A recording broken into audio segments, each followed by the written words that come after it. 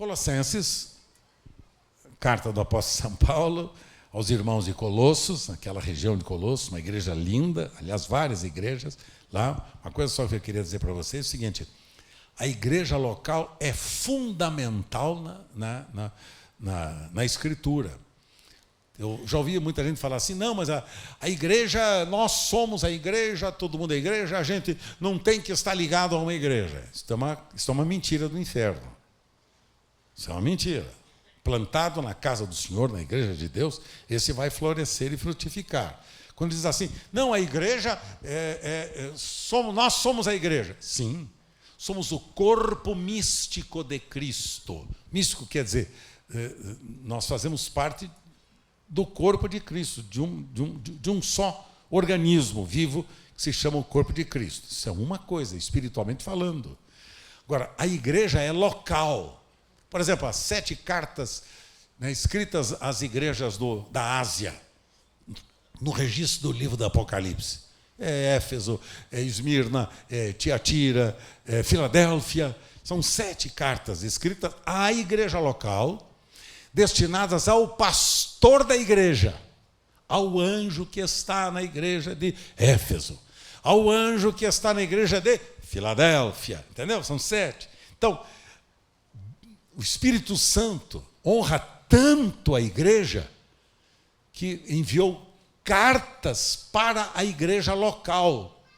Quando eu estou na igreja local, estou debaixo da autoridade da igreja local. Por exemplo, a igreja local é constituída do pastor, que é responsável aos olhos de Deus, ao anjo da igreja. Não é aos anjos. Não são os pastores da igreja, mas é ao anjo, singular. Então, no caso, ao pastor Carlos Alberto, que pastoreia a igreja em Vila Carrão, São Paulo.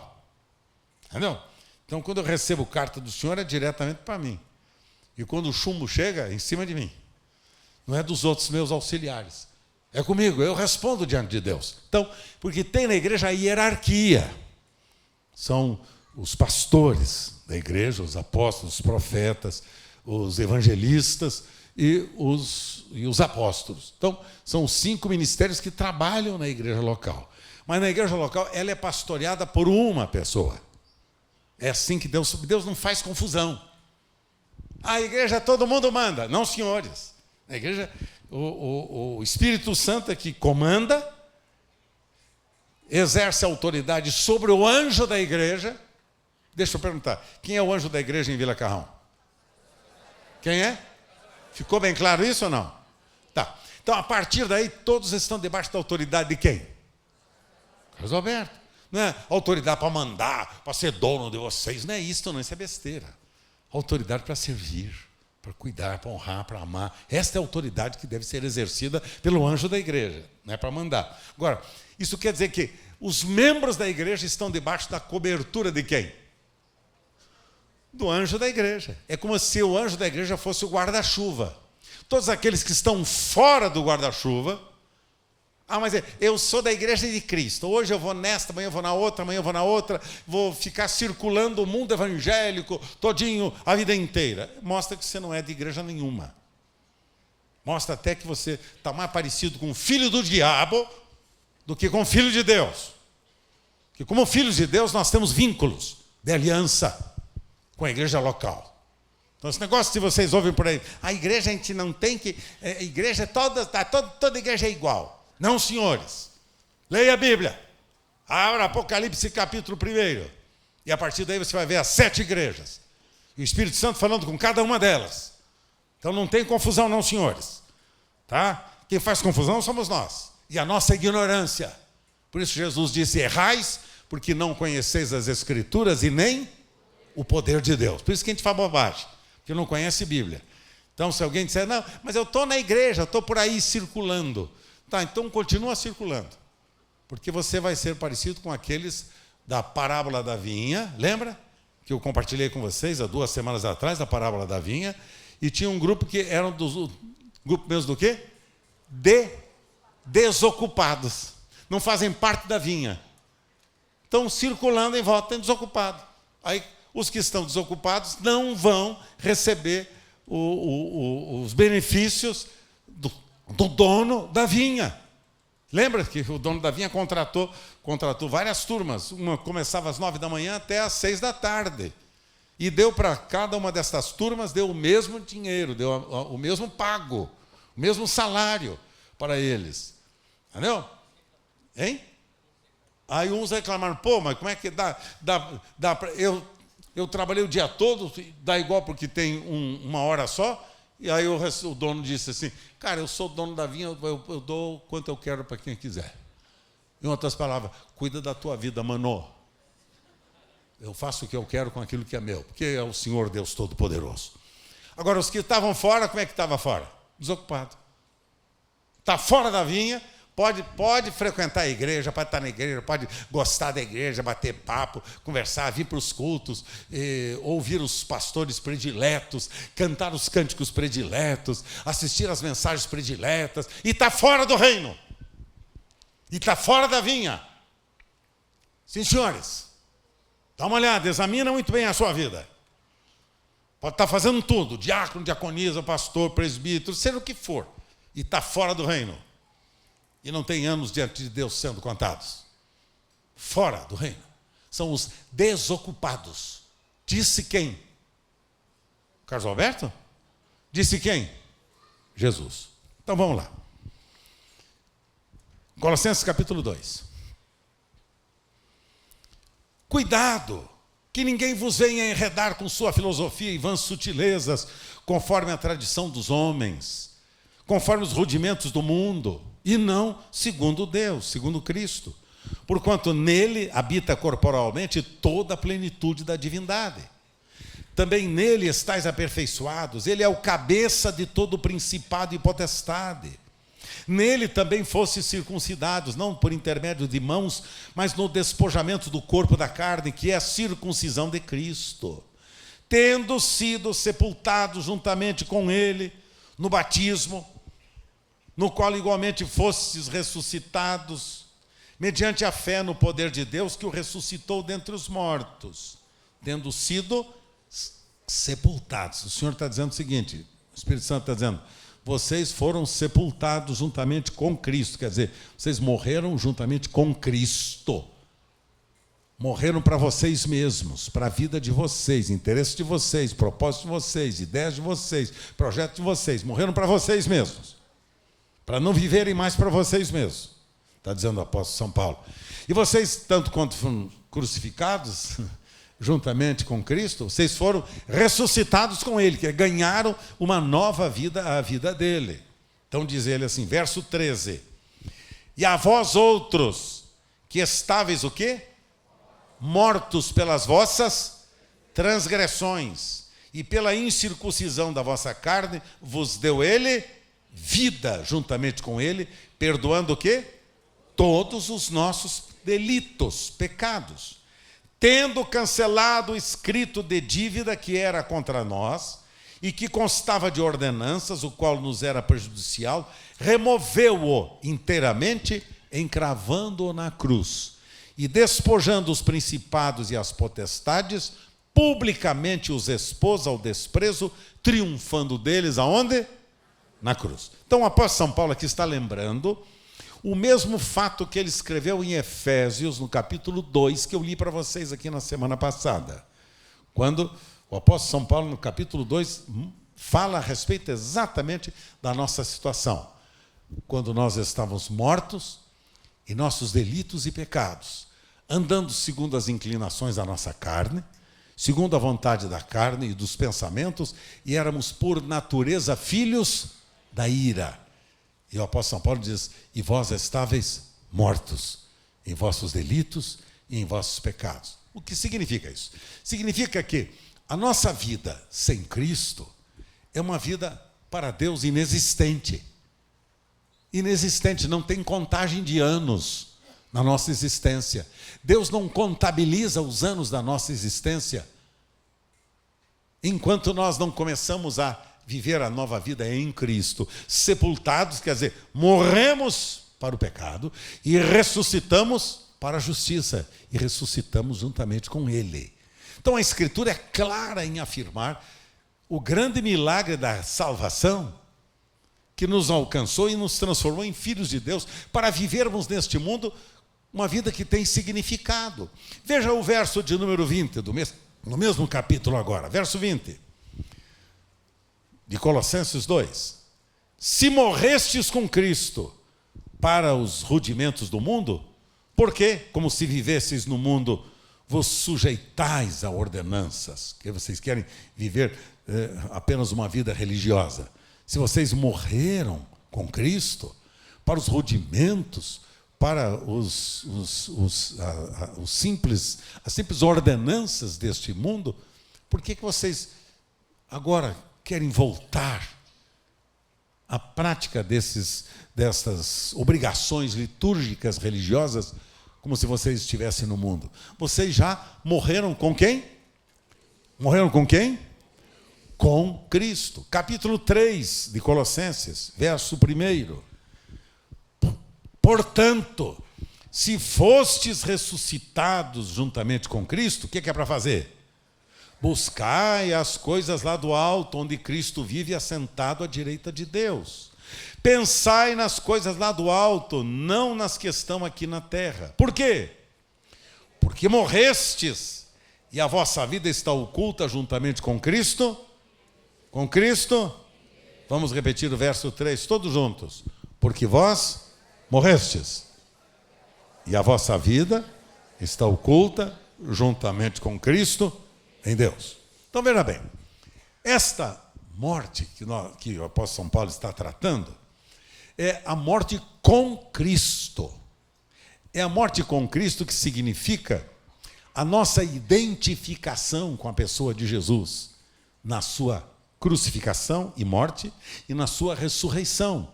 Porque quando Cristo foi crucificado e morreu naquela cruz, ele tomou sobre si toda a nossa vida, quer vida física, como a vida do espírito e da alma. Isaías capítulo 53 diz que ele tomou sobre si todas as nossas dores e todas as nossas enfermidades. Dores aqui está identificado com dores da alma, feridas da alma, traições, mentiras, perseguições, enganos, frustrações, abandono e coisas desta natureza. Feridas da alma, machucaduras da alma. Então, tomou sobre si todas as nossas dores da alma. E o que mais? E tomou sobre si as nossas dores físicas também, as dores do nosso corpo, nossas enfermidades. Então, a obra que Cristo realizou no Calvário foi completa. Toma as nossas dores da alma e as nossas dores do corpo. E agora o que ele faz? E ele toma por quê? Porque ele inclui aquela nossa vida velha, pecaminosa, de escravidão e de pecado, ele inclui na sua morte, a morte do seu corpo, e então anula aquela morte que a maldição do pecado nos havia alcançado. E agora nós ganhamos a nossa vida com ele. Por quê? Porque da mesma forma que ele nos atrai para morrermos com ele, ele nos atrai para ressuscitarmos com ele.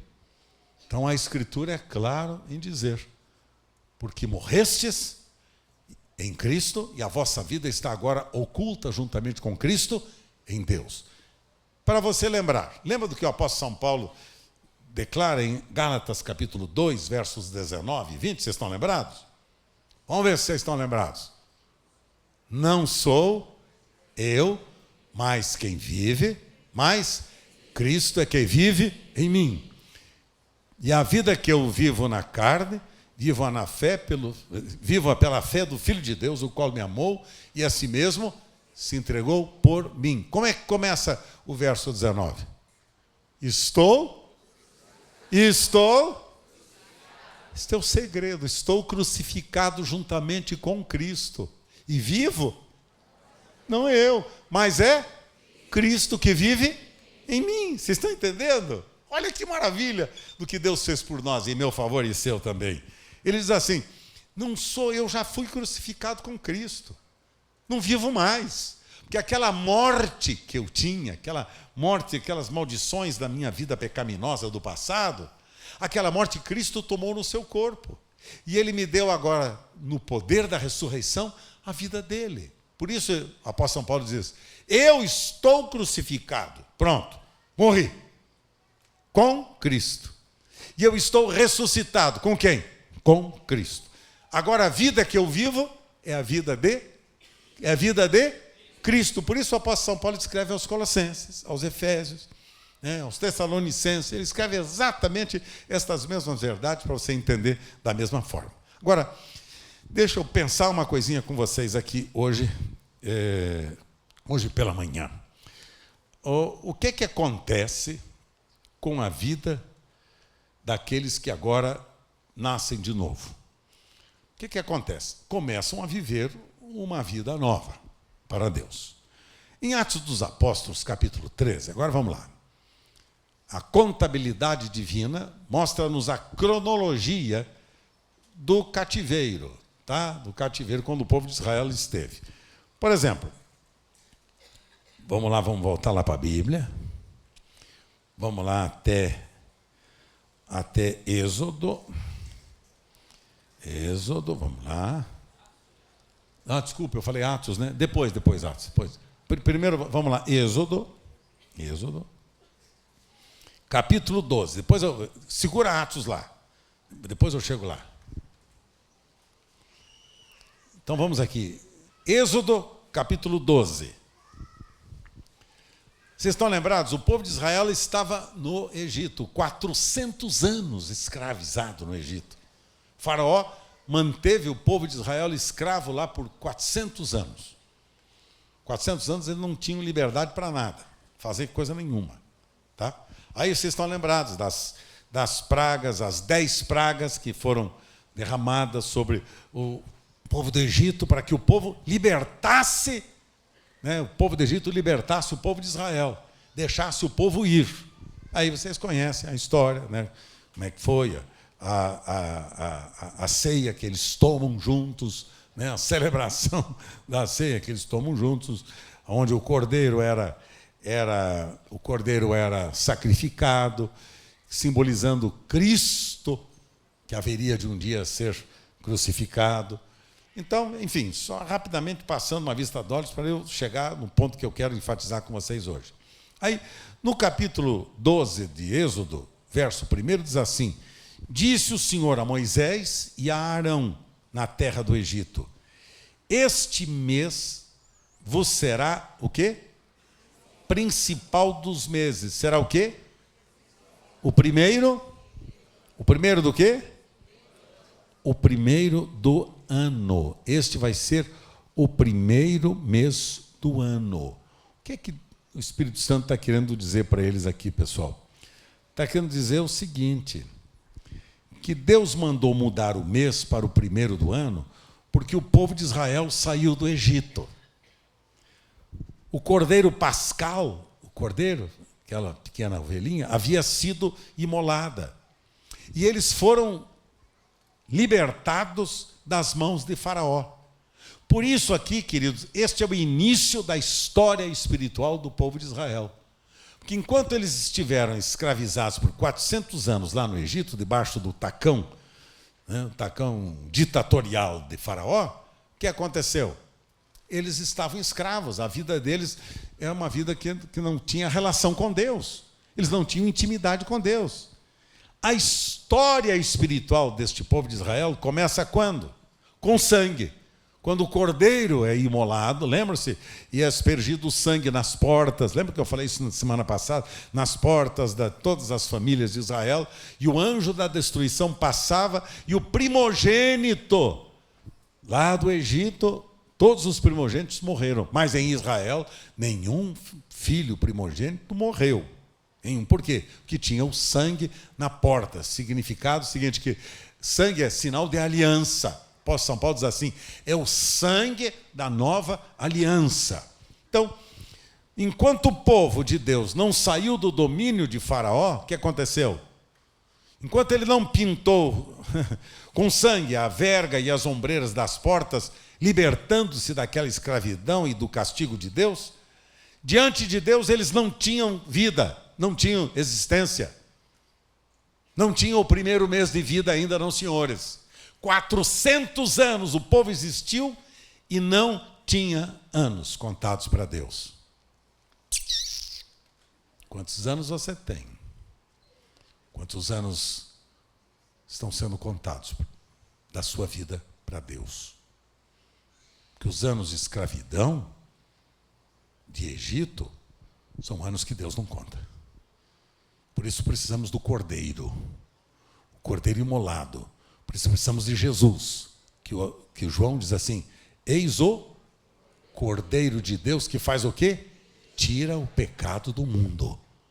Se alguém não comer a carne do Cordeiro, quer dizer, não se tornar unido na morte e na ressurreição do Cordeiro de Deus, que é Jesus, não tem a vida, não começou a existir para Deus.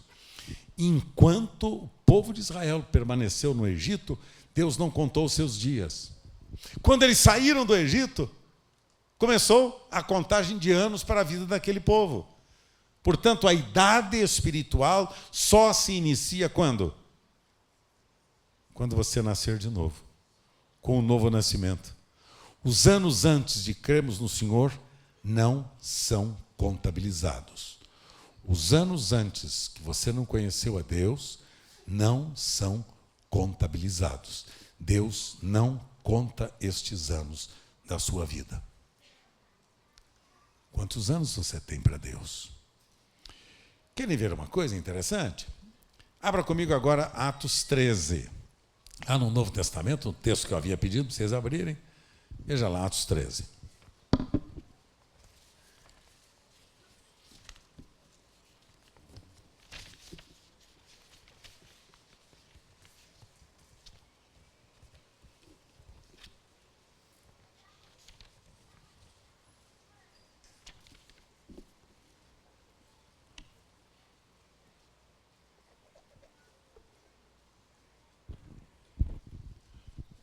Olha lá. Então vamos lá. Coloca, já põe para mim lá a segunda. Agora sim, aquele. A cronologia. Está lá. Atos 13, do verso 16, 21. Veja lá. Observe aqui. 13, do verso 16. Paulo, levantando-se e fazendo com a mão sinal de silêncio, disse: varões israelitas, e vós outros que também temeis a Deus, ouvi. O Deus deste povo de Israel escolheu nossos pais e exaltou o povo durante sua peregrinação na terra do Egito, donde os tirou com braço poderoso. Então está falando sobre o início da história do povo de Israel, né, que sai agora do Egito. Suportou-lhe os maus momentos, costumes, por cerca de 40 anos no deserto. Lembra-se, o povo sai do Egito e vai ao deserto, e lá no deserto, quantos anos ele fica? Quantos anos? 40 anos. E havendo destruído 7 nações na terra de Canaã, deu-lhes a terra de Canaã por herança. Olha lá, verso 20. Vencidos cerca de 450 anos, depois disto lhes deu juízes até o profeta Samuel. Então eles lhe pediram um rei, e Deus lhes deparou Saul, filho de Quis, da tribo de Benjamim, isto pelo espaço de 40 anos. E tendo tirado a este, levantou-lhes o rei Davi. Agora temos o segundo rei, Davi, do qual também, dando testemunho, disse: achei Davi, filho de Jessé, homem segundo o meu coração, que fará toda a minha vontade, todas as obras que eu determinar, toda a minha vontade. Então, veja bem esta contagem aqui. Vamos lá. O povo sai lá do Egito. Começa uma nova vida. Vão para o deserto. Neste tempo de deserto, é tempo que a vida deles não foi contada. Porque eles deixaram de manter um relacionamento com Deus no nível de relação espiritual e afetiva com Deus o Pai. E são anos em que o povo vai para o deserto sem serem anos contados para Deus, que não mantiveram relação com Deus. Veja o que acontece com eles. Eles passam 450 anos de domínio em Canaã. Vão para Canaã e ficam 450 anos sendo dominados pelos povos pagãos. 40 anos de Saul não foram contados para Deus. 40 anos de Davi não foram contados para Deus. 3 anos do reinado de Salomão, totalizando 573 anos. Agora, vocês querem ver uma coisa que eu achei fantástica? Por quantos anos eles perderam o domínio? Vejam só uma coisa. Então, guarda lá, 573 anos contados que eles estiveram debaixo do domínio de todos esses povos. Embora tivessem saído, Deus disse, agora começa a contagem dos anos de vocês. Eles acabam enterrando os anos. Entram em Canaã e se tornam escravos novamente. Ouça, veja lá. Juízes, capítulo 3, verso 8. Eu não vou ler o texto bíblico, vou só falar com vocês a respeito aqui dessa contagem. Não dá para aumentar a letra, não, né? Aumentar, porque eu não estou conseguindo enxergar. Hã? Não, eu estou falando com o povo. O povo não está vendo lá. Desculpe, está vendo aqui. Então, vamos lá. Juízes, capítulo 3, verso 8. Se ri, eu choro. Se ri, eu choro. Tá? Juízes, capítulo 3, verso 8, narra exatamente o tempo em que o povo de Israel esteve debaixo da autoridade ditatorial do rei da Mesopotâmia. Quantos anos? 8 anos. Juízes 3,14 diz que ele esteve 18 anos debaixo da autoridade ditatorial de quem? Rei dos Moabitas. Juízes capítulo 4, versos 2 a 3, diz que ele esteve 20 anos debaixo da autoridade, né, que os escravizou, que era o rei de Canaã. 20 anos debaixo da escravidão do rei de Canaã. Em Juízes capítulo 6, verso 1, diz que eles tiveram 7 anos debaixo da escravidão ante os midianitas. E Juízes capítulo 13, verso 1, diz que eles ficaram 40 anos debaixo da escravidão dos filisteus. Dá um total de quanto tempo? 93 anos. Então presta atenção, anota aí. 573 anos eles estiveram debaixo de escravidão. Nesses 573, 93 anos, eles estiveram debaixo do tacão escravizador das nações que eles viveram, onde eles viveram. Então, Paulo incluiu estes 93 anos, o apóstolo São Paulo declara os 573 anos, e no livro de 1 de Reis, nós não encontramos os 573 anos. Quer ver quantos anos nós temos? Abra comigo lá, 1 de Reis, capítulo 6. 1 de Reis, capítulo 6. Olha lá. 1 de Reis, capítulo 6, diz assim: no ano 480, depois de saírem os filhos de Israel, Salomão, no ano 4º do seu reinado sobre Israel, no mês de Zive, esse é o mês segundo, começou a edificar a casa do Senhor. Então, o escritor do livro de 1 de Reis diz exatamente que eram 480 anos. Pergunto-lhes, será que a Bíblia está errada em alguma coisa? Será que a Bíblia errou aqui em alguma coisa? Estes 480 anos foram os anos que os judeus tiveram domínio, envolveram-se com as nações, influenciaram as nações, estiveram entre elas. Entretanto, na época dos juízes, eles perderam o domínio várias vezes, como vocês acabaram de ver. Então, nós temos aqui o seguinte: o apóstolo São Paulo diz que são 573 anos. O escritor de 1 Reis diz que são 480. Por que esses anos estão faltando? Você já fez o cálculo? 480 para 573, quanto dá? 90? Exatamente os anos que não foram contabilizados aos olhos de Deus. Por que esses anos foram perdidos? Quando o primeiro Reis, para frente, quando o primeiro Reis relata 480, estão faltando 93. Foram anos na época dos juízes em que os judeus perderam o domínio várias vezes. Recebiam a oportunidade para viverem uma vida para Deus. Enquanto o rei dominava, eles viviam. Quando o rei morria, morria Davi, morria Saul, né? Eles voltavam para a escravidão dos outros povos. Então o resultado é este.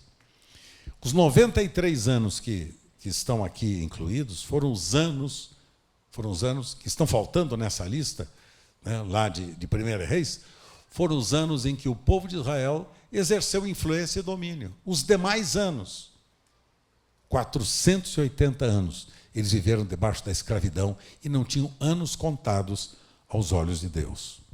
Primeira pergunta que lhes faço nesta manhã: por que foram esses anos perdidos? Será que eu tenho anos contados? Será que eu tenho dias contados perante Deus? Será que eu comecei a viver o primeiro ano, os primeiros dias da minha vida para Deus? A segunda pergunta que lhes faço é esta: se eu já nasci de novo e se eu temo a Deus, amo ao Senhor de coração, durante estes anos todos que eu amo a Deus, que frequento as suas reuniões, que ouço a sua palavra, que participo das suas atividades, durante esses anos, quanto tempo eu terei deixado passar em branco? Quantos dias Deus contabilizou na minha vida? Quantos dias Deus contabilizou?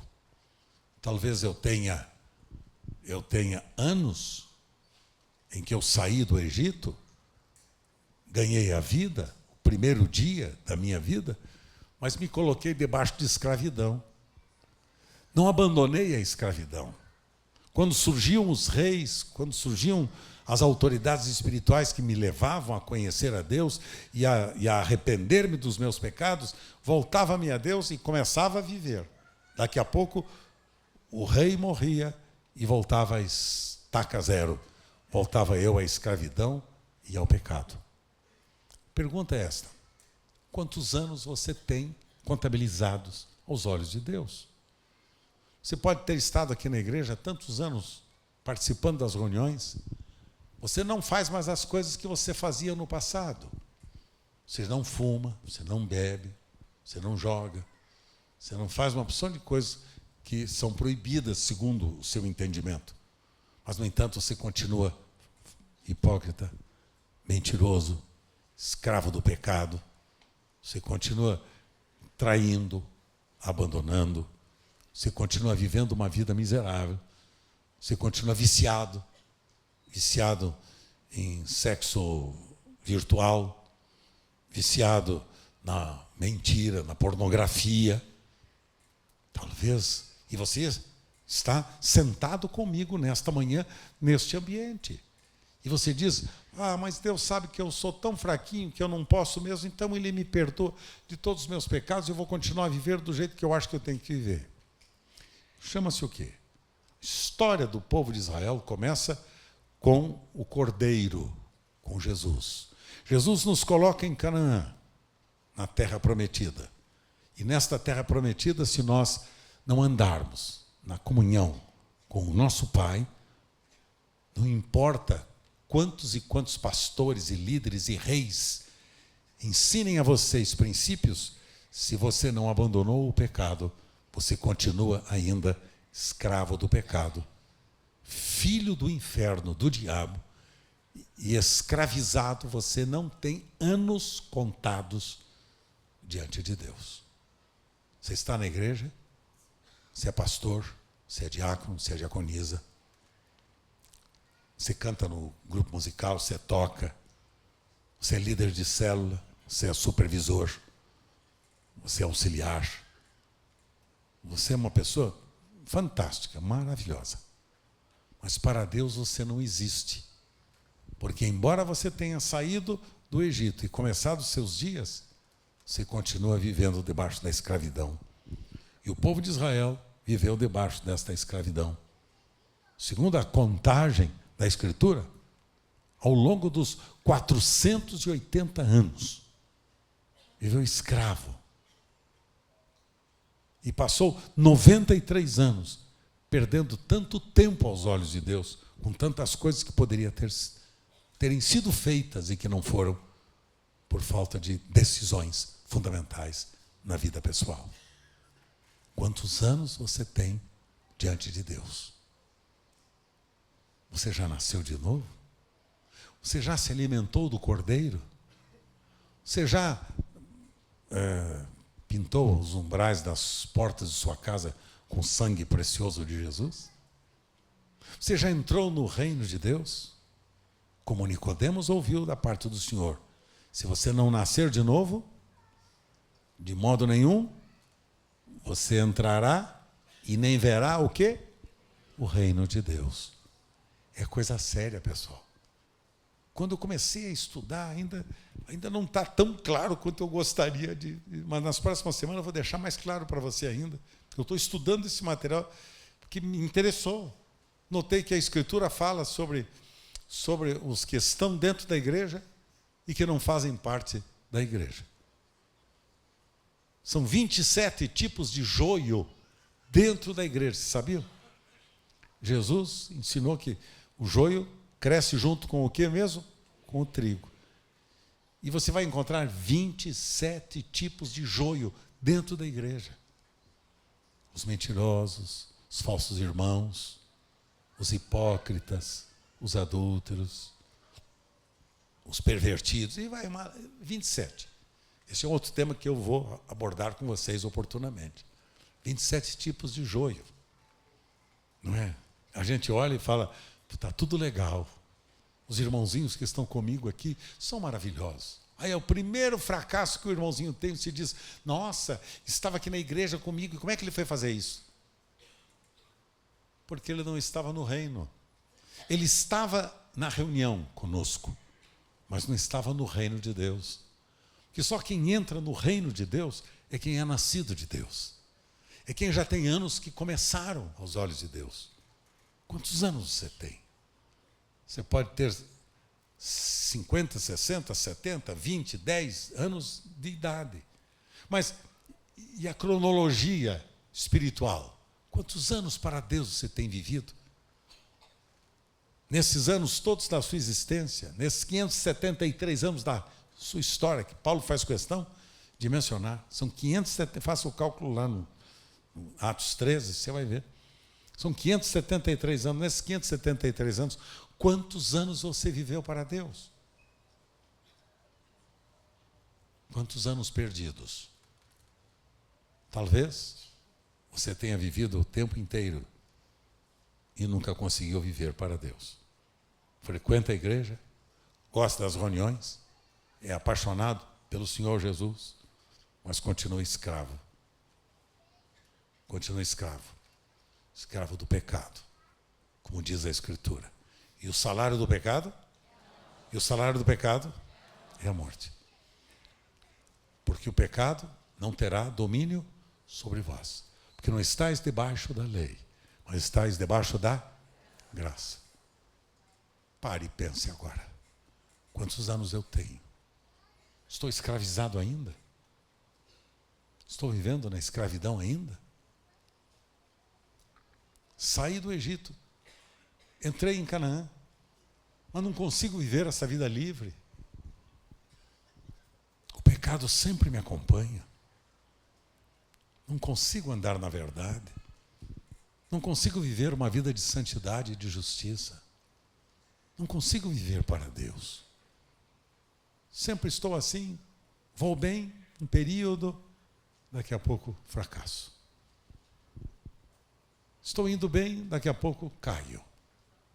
Estou indo tão bem, agora estou buscando a Deus, jejuando, orando, lendo as Escrituras, participando das reuniões. Daqui a pouco, primeira tentação, caio. Quando você se coloca debaixo da escravidão, você perde os anos da sua vida para Deus. Anos que você não viveu para Deus. São aqueles que estão fora da vinha. São os desocupados. Você sai da vinha e vai tornar-se desocupado. Não tem anos, não tem vida, não tem frutos para Deus. Quantos anos você tem? A contabilidade divina é diferente da sua contabilidade. Você está vivendo em escravidão? Quer ficar fora definitivamente? Quer ficar fora da escravidão definitivamente? Este é um momento importante. Fora da escravidão. Chega de cadeias, de grilhões. Lembra do apóstolo São Paulo? Dizia: eu quero, mas não posso. Eu tenho entendimento, mas não consigo praticar. Aí ele disse assim: miserável homem que eu sou, quem me livrará do corpo desta morte? Para Paulo, esta luta que ele tinha entre o espírito e a carne, em fazer a vontade de Deus e fazer a vontade da carne, fez dele um homem que ele disse: miserável homem que eu sou. E ele faz a pergunta: quem me livrará do corpo do pecado? Quem me livrará deste corpo do pecado? Que o corpo do pecado era um corpo de morte. Naquela época, quando determinados crimes eram praticados, os romanos costumavam fazer o seguinte: se um homem matava o outro, por questões aí, comuns, né, do dia a dia, qualquer problema, o que eles faziam é o seguinte: o assassino, como penalidade para ele, eles colocavam o morto, amarravam o corpo do morto no corpo do assassino e deixavam o corpo do morto apodrecer junto com o corpo do assassino. Por isso que Paulo usa esta figura, né, de uma penalidade entre os romanos, e mostra que o pecado é isso que tem feito. É um corpo de morte que fica colado na gente, apodrecendo os nossos membros. O nosso corpo é um corpo de morte. Quem me livrará do corpo dessa morte? Aí ele escreve Romanos capítulo 8, verso 1. Mas, graças a Deus, que não há condenação para aquele que está em Cristo Jesus, nosso Senhor, que não anda segundo a carne, mas segundo o Espírito, porque a lei do Espírito da vida me livrou da lei do pecado e da morte. Então, o pecado é uma lei que não dá para a gente ficar longe da prática desta lei. Se eu agora pegasse, quer ver? Vejam só, se eu pegasse esse meu livreto aqui agora, pegasse meu livreto, presta atenção, meu livreto, e estando ele aqui em minhas mãos, ele cai das minhas mãos. O que aconteceu? Hein? Este meu livreto esteve sujeito à lei chamada da gravidade.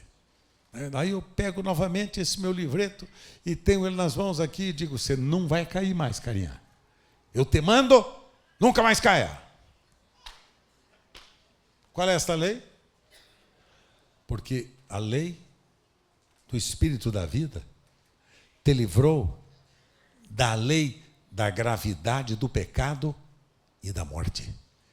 Quer dizer que aquilo que era uma lei na sua vida, você não conseguia ficar longe desta lei. Você acabava querendo: eu quero, mas não consigo. Eu penso, mas não faço. Eu me esforço e não dá certo. Eu luto e não consigo. Quem me livrará do corpo desta morte? É Romanos 6, 7 e 8. São os 3 capítulos que Paulo fala sobre esta lei. Ele disse: mas a lei do Espírito da vida já te livrou. Você não precisa ficar debaixo dessa autoridade. É aquele negócio: não dá, eu estou sempre pecando. Eu quero, mas não posso, mas não dá, eu não consigo, eu estou mentindo para minha mulher o tempo inteiro, eu engano meu marido o tempo todo, eu minto para os meus pais o tempo inteiro, eu roubo do meu patrão o tempo todo, eu vou, me arrependo, confesso, peço perdão, digo que eu não quero mais fazer isto, e vem o meu discipulador e me ajuda, e ora por mim, e vem e ora por mim, e vem o pastor, e vem os presbíteros, e vem os apóstolos, e vem os profetas, e vem os anjos, e vem os querubins, os serafins e todo mundo, e a lei do pecado e da morte. É uma lei. Como é que a gente quebra essa lei? Como é que quebra essa lei? Com uma lei maior. Esta lei do pecado e da morte é fatal, leva-nos para baixo. Mas a lei do Espírito da vida, que em Cristo nos libertou, leva-nos para o alto. Em Cristo me libertou. Agora em Cristo esta lei começa a exercer em mim a lei da ressurreição. Eu antes vivia debaixo da lei do pecado, agora eu vivo debaixo da lei do Espírito da vida, que me livrou desta lei e que me ressuscitou juntamente com... Meu Deus do céu, agora a gente pode ressuscitar com Cristo e a gente pode dizer o seguinte: não ao pecado. Não quero, não vou fazer. Agora a gente pode fazer isso. Antigamente o pecado tinha domínio sobre nós. E a gente dizia não e logo estava fazendo. Agora a gente pode dizer: não estou mais debaixo da sua lei. Estou debaixo da lei do Espírito da vida, que em Cristo me libertou da lei do pecado e da morte. Amém? Amém? Amém? Quantos dizem: eu quero? Eu quero para a minha vida. Quantos querem para a sua vida isto? Então fiquem em pé comigo os que querem para a sua vida.